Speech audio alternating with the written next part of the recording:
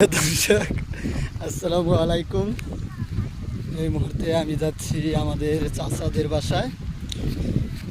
কিছু আজ থেকে 3 দিন আগে আমার দাদা মারা গেছে, তো দাদার আজকে মৃত্যুবার্ষিকী এবং একটা অনুষ্ঠান, সেই অনুষ্ঠানে আমরা সবাই দাওয়াত খেতে যাচ্ছি। এটা আমাদের ফ্যামিলির লোকজন, তো আমি একটু পিছিয়ে পড়ছি, তো সেই জন্য একটু ভিডিও করে আপনাদেরকে দেখাচ্ছি। দেখেন আজকে প্রচুর পরিমাণ বাতাস হচ্ছে, তো বাতাসে নদীর পানিগুলো ঢেউ খেলাচ্ছে।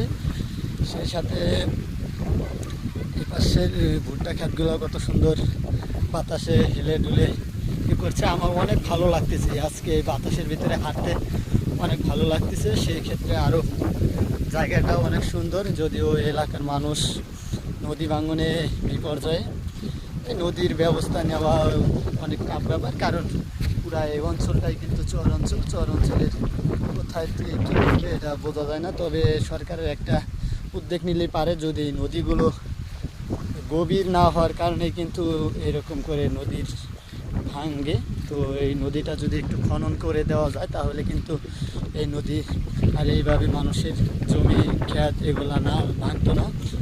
তো আমি সরকারের কাছে জোরদার আবেদন করব যাতে এই নদীর একটা ব্যবস্থা নেওয়া হয়, সেই সাথে একটু নদীটা খনন করলে আর একটু ভালো হবে, এলাকার মানুষ ভালোভাবে জীবনযাপন করতে পারে।